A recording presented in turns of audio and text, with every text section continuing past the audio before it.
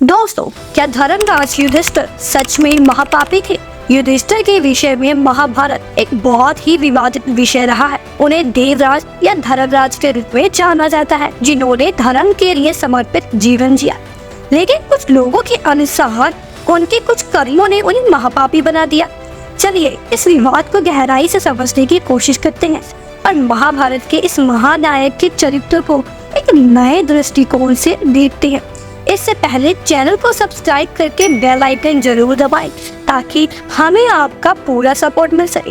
तो दोस्तों, क्या धर्मराज युधिष्ठिर सच में महापापी थे? क्या है इस सवाल के पीछे का रहस्य?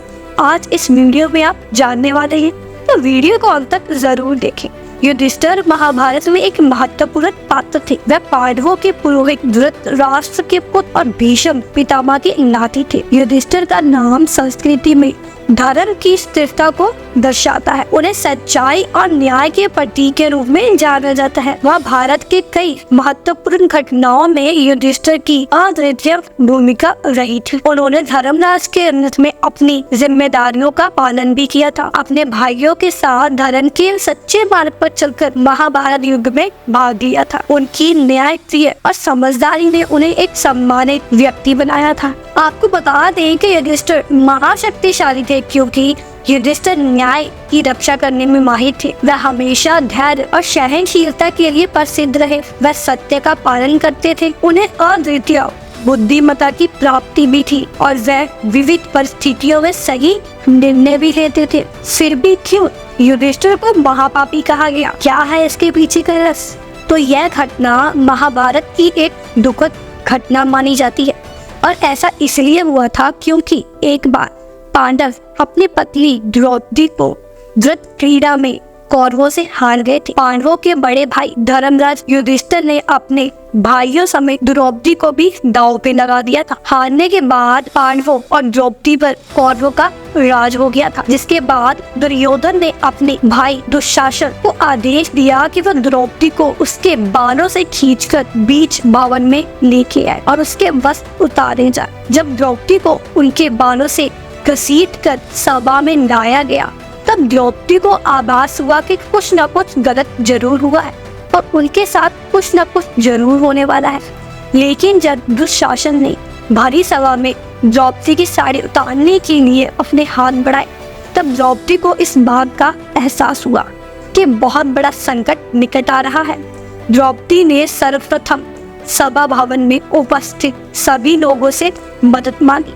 द्रौपदी ने अपनी लाज बचाने के लिए सभी के आगे हाथ फैलाए, यहाँ तक कि गिड़गिड़ाई, लेकिन सभा में मौजूद किसी भी योद्धा ने द्रौपदी की मदद के लिए हाथ आगे नहीं बढ़ाए।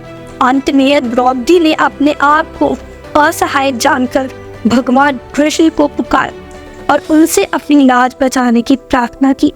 इसके साथ ही द्रौपदी ने भगवान श्री कृष्ण से सवाल किया, आप तो कहते हैं कि मनुष्य का मान और अपमान उसके पाप और पुण्यों के कर्म का फल होता है। उन्होंने विलाप करते हुए कहा कि मैंने ऐसा कौन सा पाप कर दिया जिसके कारण मुझे यह सजा मिल रही है। द्रौपदी को उसके पूर्व जन्म का स्मरण करवाया। भगवान कृष्ण ने द्रौपदी को बताया कि पूर्व जन्म में वह एक राजकुमारी थी। एक दिन जब द्रौपदी अपनी सखियों के साथ गंगा स्नान के लिए जा रही थी, तो उन्होंने गंगा के एक संत स्नान कर रहे और संत के अंग वस्त्र गंगा के किनारे रख दिए थे और यह देख द्रौपदी के मन में शरारत करने का विचार आया।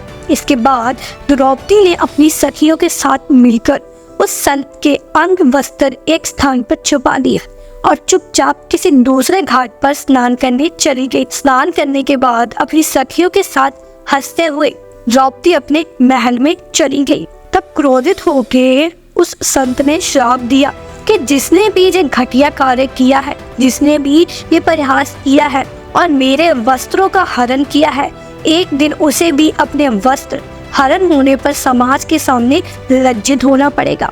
फिर भगवान श्री कृष्ण ने द्रौपदी से कहा कि इसी श्राप के कारण उन्हें चीर हरण का यह सामना करना पड़ेगा। उन्हें यह अपमान और ये बेइज्जती झेलनी पड़ेगी और यही वह कारण है जिसकी वजह से युधिष्ठिर को महापापी कहा जाता है, क्योंकि पहले तो उन्होंने जुए में अपने भाइयों और द्रौपदी को दांव पे लगाया। दांव पे लगाने के बावजूद भी उन्होंने अपना पतिव्रता धर्म नहीं निभाया, ना ही द्रौपदी को बचाने के लिए कोई भी कदम उठाया। भरी सभा में उन्हें लज्जित होना पड़ा। युधिष्ठिर को समाज में एक स्त्री का अपमान, स्त्री की रक्षा ना करने वाले के रूप में देखा जाने लगा, इसीलिए उनको महापापी होने का नाम मिला। तो दोस्तों, आज की जानकारी आपको कैसी लगी हमें कमेंट सेक्शन में जरूर लिखिए। वीडियो अच्छी लगी तो लाइक करें, शेयर करें और चैनल पर नए हैं तो चैनल को सब्सक्राइब करना बिल्कुल ना भूलें।